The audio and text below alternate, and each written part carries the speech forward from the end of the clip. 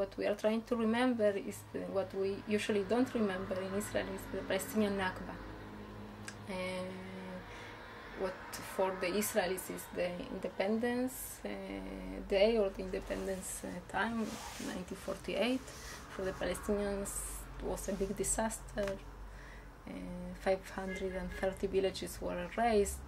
700,000 Palestinians became refugees.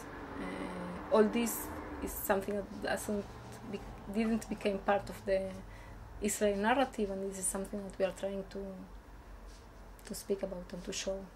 And it's important for me to say that we are trying to speak about the Nakba not only as the disaster of the Palestinians, but also as our disaster, in the sense that it's not only the Palestinian history, it's also part of our history that we are not dealing with. The click came when I felt it through the environment, when I understood that the Palestinian villages that were destroyed in 48 are here, are part of Tel Aviv. We are very next to one of the villages that was here before, and you will see no sign in the street. You will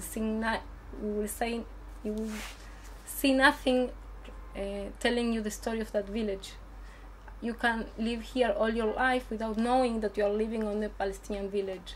So I think that this issue of seeing suddenly, it's so much part of our strategy, because our personal experience in seeing, and I found that when we speak about in the cultural level, I think that the impact of our work or of our questions or of the things that we want to make part of the discourse, it's much more seen and heard, and also I think that when we use visual culture,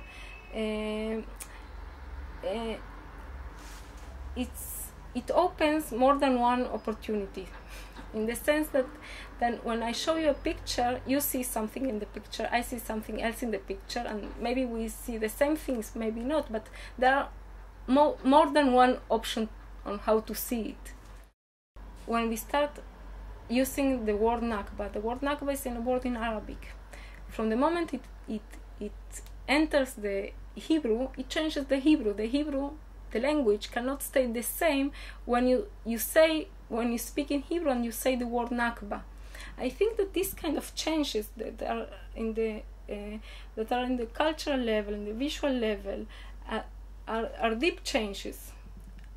It doesn't change tomorrow, but I think that an interesting process is going on, because on one hand the government, the politics, the Congress and so on, it's getting much right wing, but on the other hand there are a lot of interesting and radical groups working on the ground, and a lot of these groups are using visual culture. Active stills is one option that you are going to meet, but there are a lot of groups that are using this strategy, and it's not only a strategy; it's more than a strategy. When you bring out things and people came to the public and came into a dialogue about the way they want to live together, this is for me the political, and this is what we are doing. We are going out to the public space and bringing other options of how we understand living together, and I think it's also political. If speaking about the Nakba in the Israeli public is a taboo, speaking about the right of return is the biggest taboo. Talking about the return, it means that the state as we know it today, a Jewish state, cannot continue to be the same Jewish state that we know, the same state that we know. So it has been such a taboo through all these years that I think that this is what we should do now: develop tools to think about a return, to think about a different state, to think about citizenship, and I find that we can do it, a lot of it, through the gallery and through writing to the magazine. In these days there is a law going on in the Congress. It's called the Nakba law. The proposal of the law, it was like it said that everyone who will commemorate the Nakba on the Independence Day will go to jail. Or now it's softer, but it says that every organization that receives money from the state and will commemorate the Nakba on the Independence Day, that this is the Nakba day, it's the same day, will not receive money from the state.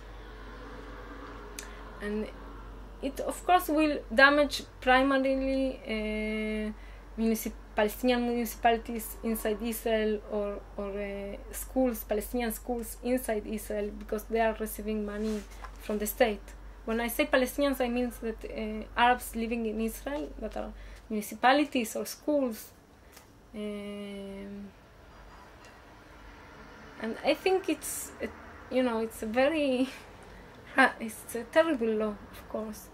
And I think that some international pressure on Israel, I don't know if it will help, but this is the place where international community should take, say something about it.